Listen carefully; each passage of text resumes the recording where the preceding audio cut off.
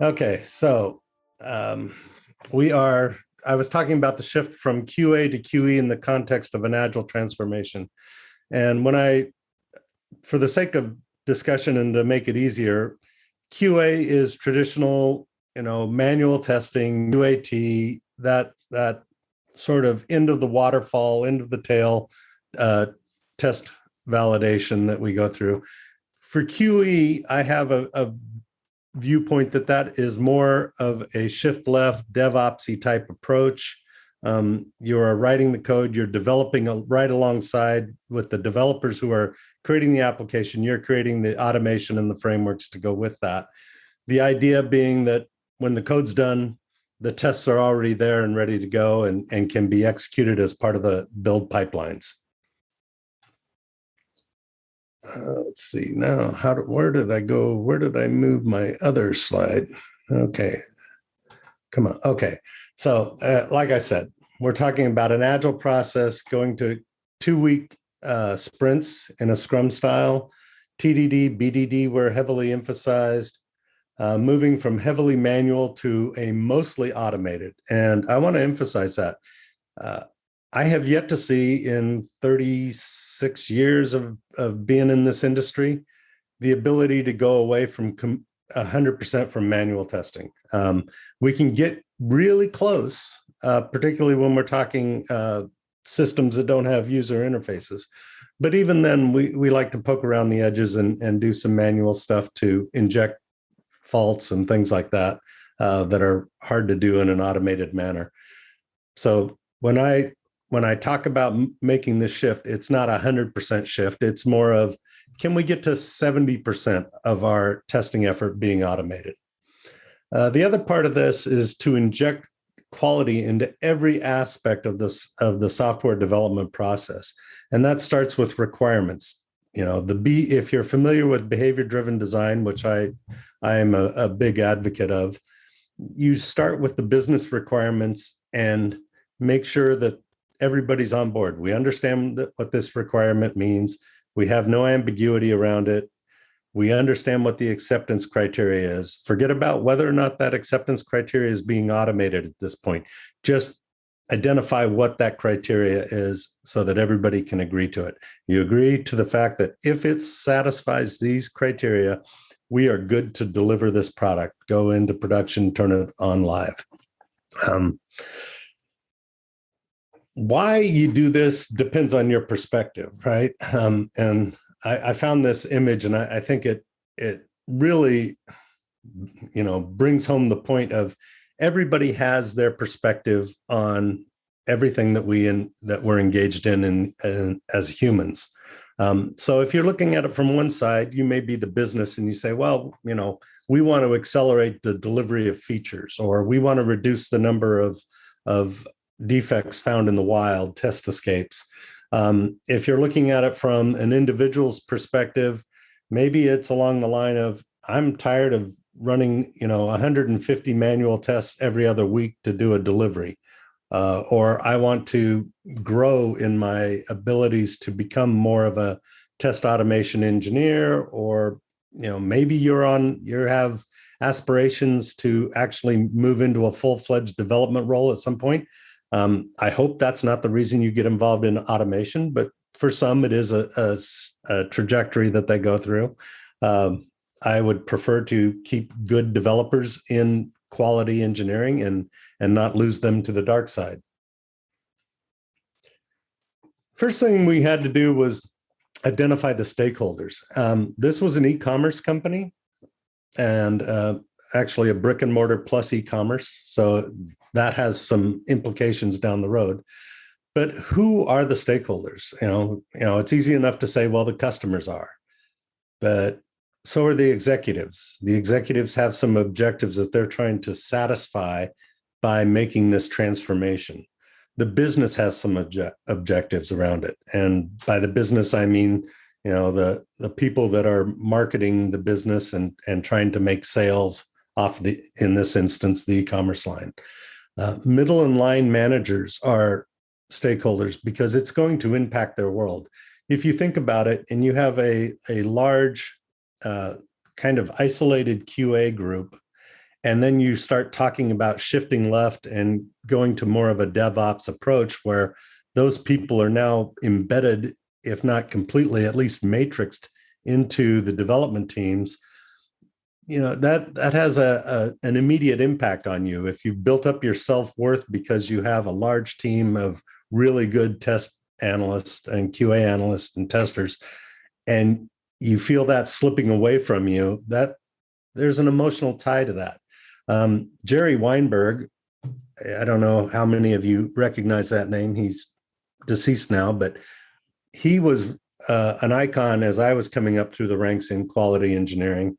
And one of the things that he used to say that I have taken with me since I met him back in the mid 90s, I think, was every problem eventually is a people problem. The technology problems we can solve pretty readily. If they're solvable, we can do it. But the people problems are the challenges.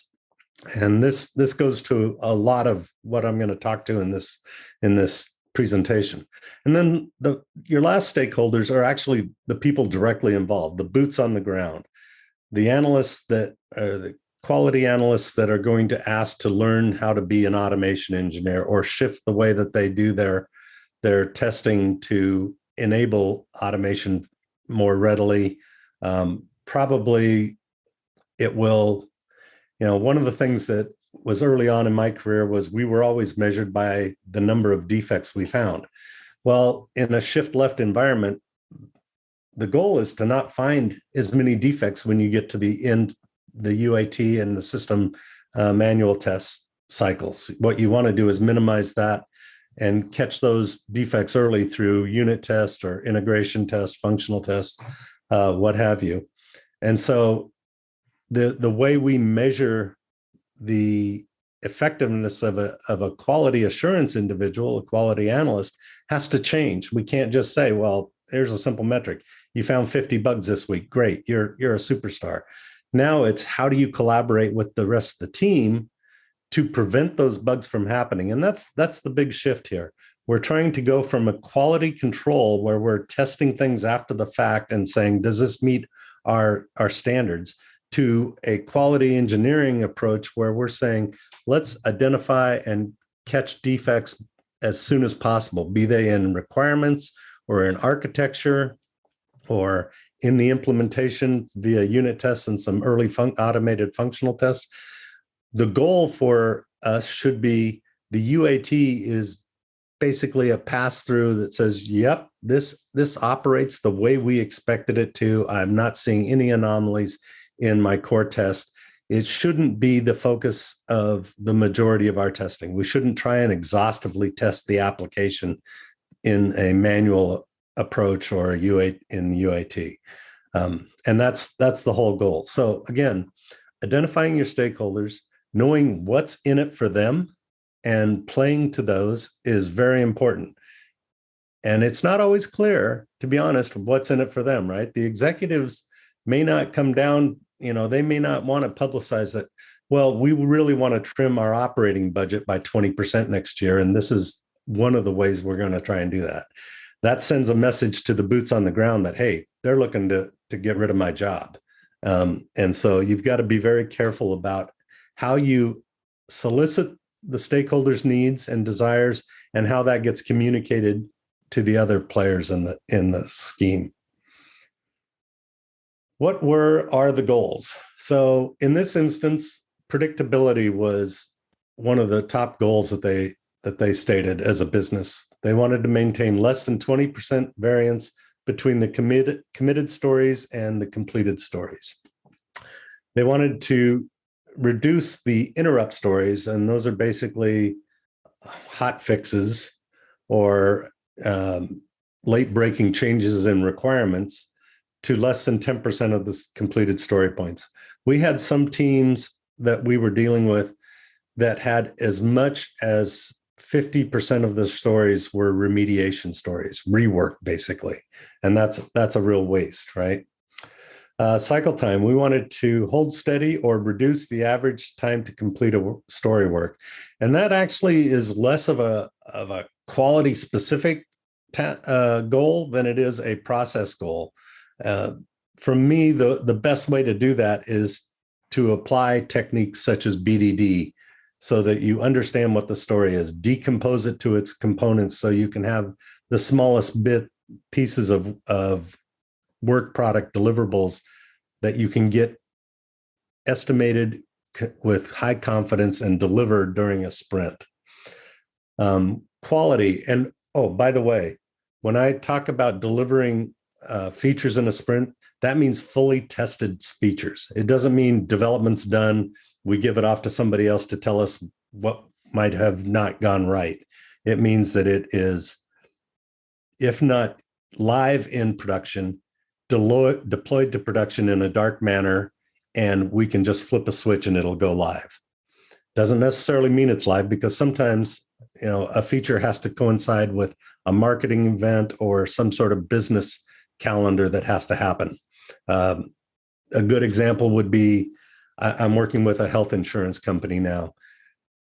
We're going into the fall registration or sign up, whatever they call it, for all their different health insurance clients. So you need to have certain things that are ready on or before that day. It really doesn't make sense to have them ready much before that. But, obviously you want to give yourself a buffer to make sure that, yeah, we got a little bit of breathing room if things happen to turn south on us. Quality, maintain less than 10% of production changes resulted in incidents. So a lot of these teams had the situation where a change request was made, and that resulted in either uncovering latent bugs or introducing new bugs in production. And because they didn't have a full complement of regression tests that were automated, it fell to the QA team to make sure they covered that in addition to the new features. And they just plain out didn't have the time to run every test that they could possibly run. We never do. So let's just be honest with that. Unplanned work, hold steady and reduce the number of unplanned work items. Again, that goes to making sure that you have a good understanding of the requirements and the roadmap. You've got a good backlog of stories that have been groomed, and everybody's on board with what that means. Now, the next question, when a company is trying to do a transformation like that, they have to ask themselves, do we do this organically?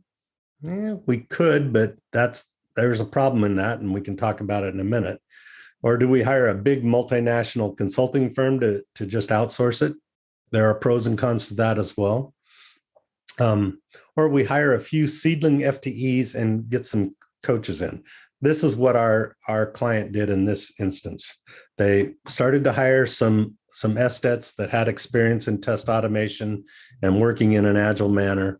They brought us in as coaches and leads to help get these teams educated and mentored on how to do things in a new style.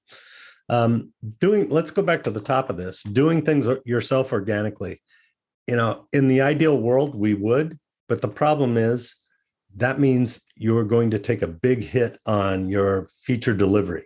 You can't be learning a whole new style of delivering software and maintain the current velocity that you have. It's just impractical to think of that. There is a psychologist by the name of Virginia Satir. I actually think she's passed away as well. I'm aging myself because all these people I refer to have passed away. But she has a graph that she calls the change graph. And basically it says that things are on a status quo and then some event happens. You have a critical outage, or you have a security breach, or your company's been acquired, or a new CTO comes in and says he wants to do things differently. And you go into what people often refer to as the trough of despair, where you're trying to make these changes, your productivity and your morale drop drastically. And it takes a while to get that back up. Eventually, the goal is to be more efficient and have higher morale and higher throughput than you had before. But it's not it's not a binary switch that you can switch on and off, right? Your drop off when you start this thing into the trough of despair is pretty quick, but your growth out of it takes a little bit of time. So what did we learn when we were going through this? What went wrong? What went right? And where are we on the journey? Oh, here's the Virginia Satir. I forgot I'd put it in the slide deck. So yeah, basically, if you look at this, you're starting off at status quo. Some event happens, this change happens that says we gotta do things differently. And you get a little bit of resistance up front because people tend to not like change. And then you go into what I call the trough of despair. Other people call it other things, but it's kind of a chaotic time where people are trying to make this change, yet still keep hold of their tried and true methods. And you get to basically the point where people start to get it, right? Things start to feel a little bit more natural. And you go through the integration, and then eventually you come out with a new status quo that has higher productivity and higher morale for everybody. So what went wrong? The first thing that went wrong, I believe, is we really underestimated the institutional inertia. This is a big organization. It's kind of like, turning a super tanker in the middle of the ocean. It takes miles and miles to turn one of those super tankers. They don't turn on a dime, and neither do big institutions. We underestimated the skills variance of the team. So we had members of the quality assurance team. Some of them had programming backgrounds, or even some of them had degrees within programming. Others came up through customer support or other areas of the business. And because they knew that area of the business, they were brought into QA to do the validations. But they actually had no programming abilities or experience whatsoever. Some of them weren't even interested in it. And that's a fair thing, right?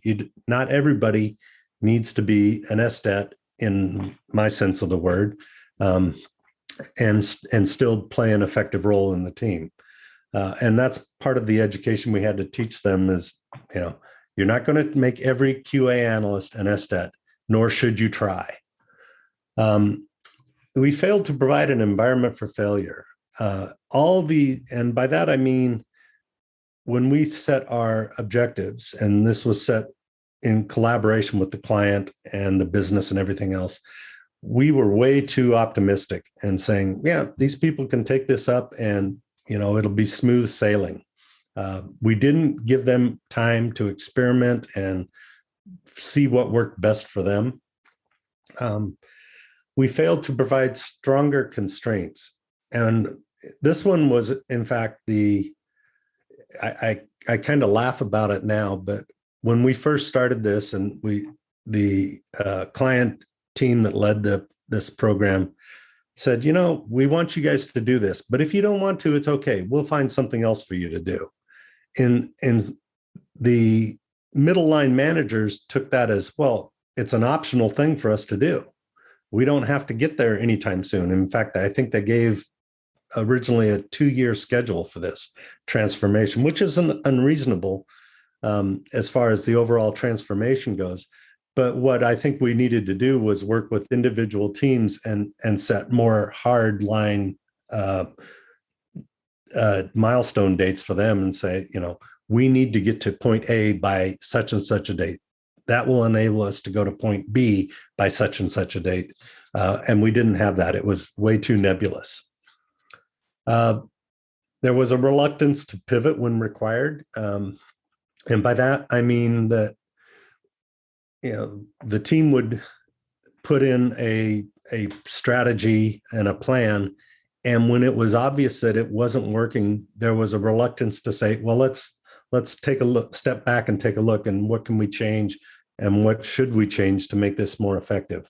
The client, I have to give them credit for, invested a tremendous amount of money in supporting their individuals. They, got training. They brought in coaches like myself.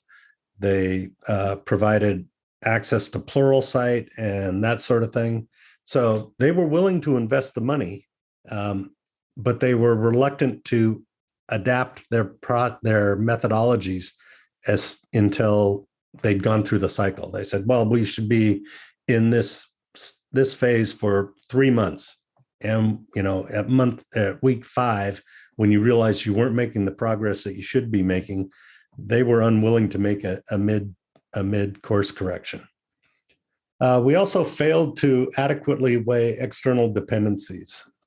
And by that, I mean, in this instance, we failed to understand the impact of the infrastructure that the development team was working in. They weren't what most people would consider a modern microservice architecture. It was actually an AS400 that everybody was working on, and that had a lot of impact to the way delivery was made. And finally, probably the biggest thing is we failed to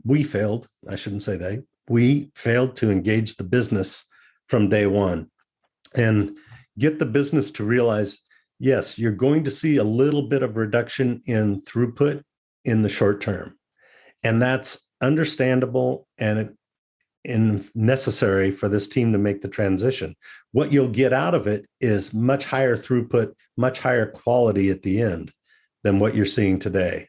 One of the things that they were complaining about, the business was complaining about, is, well, I'd get this notification that development was done and it was ready to go. And then we'd have this long tail of a QA cycle where they kept finding bugs, going back for rework. And the business, that was the prime motivator for the business. They wanted to have some predictability and say, hey, if you tell me this feature is going to be ready for Halloween, let's say, it's an e-commerce company, right? I want to have great confidence that by October 1st, you're ready to go so we can launch our marketing campaigns around Halloween. We did not engage with the business well enough to get them to buy into that and understand how that would impact their roadmap over the next year or so. Probably, I think, the biggest shortcoming we had on the program. What went right? Like I said, executives were supportive of the initiative. They invested a lot of money. They brought in coaches such as myself. They developed learning plans. We created dojos around the delivery teams to meet them where they were at. And that goes back to one of the comments I made very early on, underestimating the skill variance. So we went into it setting up these dojos kind of with the idea that the people that were going through them were versed in software development, at least at a basic level. We soon found out that some of these people had, they didn't know what an IDE was, for instance, or, you'd say Git and they'd say Git what? And it's like, okay. So we had to reset our expectations and make the dojos flexible enough to address the teams where they were at. So some teams I could start off with and say, okay, this team has the wherewithal to start off with some basic BDD and test automation delivery. Other teams have to start off with, what does OOP mean? What is an object-oriented programming? What is a good requirement? What is a good acceptance criteria? All those sort of things. So our dojos were set up in a way that we started off very basic and introductory, and we would adapt them as we saw fit based on the responses we were getting from the individuals going through it. After every dojo, we did one dojo a week per team. We sent out a questionnaire. How did it go? Blah, blah, blah. And then we would adapt our next dojo based on that. And we just did that continuously down the road, continuously improving, which actually worked out great, because after the first 2 or 3 teams go through it, you've gotten enough experience that, okay, I've got 3 or 4 different paths through this dojo that I want to take them. Depending on what I find out at each step, I can bring in the right dojo, the right material for the next dojo. Do I have to actually stop and say, this is how you code up a UI test in Selenium WebDriver? Or do I need to step back and teach these people the basics of how to develop software just fundamentally? So where are we? 12 months in, and this was when I rolled off the project. 89% of the teams were meeting their quality goals. Only 54.1% were achieving their unplanned work goals. So we still had some work to do around the front end on the process. That's what it tells me. We weren't doing a good enough job creating a good backlog with the business to understand what was going on. 56 had started to achieve their cycle time targets, and people were making progress along that path. And that's actually a little lower than I expected, but it's not an unreasonable thing that half the teams were meeting their targets. 80% were achieving their interrupt stories target level, and that's really good. That means that they're not getting the hot fix requests coming in. So the code that they were delivering was of a higher quality and better tested than it used to be. We still had work on the front end to make sure that we understood what the product roadmap was and how that would fit into our cycle times to get rid of that unplanned work. 48%, little less than half, were achieving their predictability targets. And I can tell you with all honesty that that's one of the harder things to get through, is teaching a team or getting a team used to estimating their stories with good accuracy so they actually hit their predictability measures. It's something that most teams take, months and 2 or 3 major release cycles to get through. But we were getting almost half the team there. Excuse me, I needed a drink of water. I'm not used to talking this much. What would we do different? I think the first thing we'd do different, and it goes back to the people aspect of it, is we would focus on the organizational change first.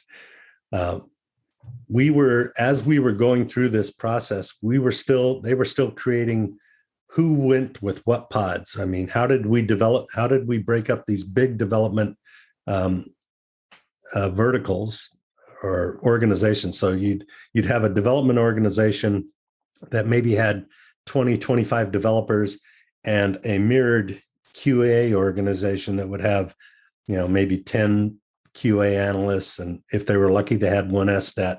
They might have a project manager in that group as well. But what I would have done was, okay, let's get everybody organized into their development pods first and get them used to working together, so that we got that human interaction friction out of the way first, and then brought the pods in instead of treating QA and as a group to take through the training, the dojos. Bring the whole development team in and say, this is how an agile development team develops in a DevOps fashion with shift left and test automation up front. The easiest way for me to talk about this is to push the concept of behavioral driven development, where the 3 amigos, the 3 roles, the product owner, the developer, and the tester, whether they're a QA analyst or an automation engineer, doesn't really matter to me. You've got somebody in that trio, the 3 amigos, that thinks about everything from a quality aspect. So I think I would have suggested that they did that differently. Instead, what they gave us was, here's a team of quality analysts that want to learn how to be QEs. And I think it was necessary to have some of that, but I think we would have benefited if we'd have brought the development pods together and taken them through these dojos as a team instead. Hey, heads up, Rick, you've just got about 5 minutes left. Stakeholders more involved, sell them on what's in it for them. And if you go back and they say, well, predictability is my number one goal. Well, here's how this will make your life more predictable. In the short term, you're going to experience some pain. In the long term, you'll get the predictability and hopefully improved quality as part of that. the last thing was focus on what and why first and delay the how. Our client had made the decision on tooling before we were ever engaged in the process. And that kind of set the ship in motion. And it wasn't always the best choice. I'm sure whoever made that decision thought it was the best choice given the information they had. But as we went through it, there were challenges around using the tooling that they had chosen. One of the challenges we had was the business worked on HP ALM for managing their business requirements, but all the dev teams worked in Jira. And there was no bridge between the two at that time. I think they were building one, but they hadn't got it in place by the time I rolled off the project. I would have made a call differently and said, well, either the development teams move to ALM or the business learns how to use Jira, because having two different sets of tracking mechanisms, two different tools, caused a boatload of friction between the two. Hey, Rick, I just wanted and to let finally, you know the thing I would tell people is you've got to learn to trust, right? And trust is a hard thing, especially when a dictate comes down from on high that you're going to change the way you do things. You've got to trust yourself that you're able to make this change and you're willing to do the work. You've got to trust your coworkers in the same way.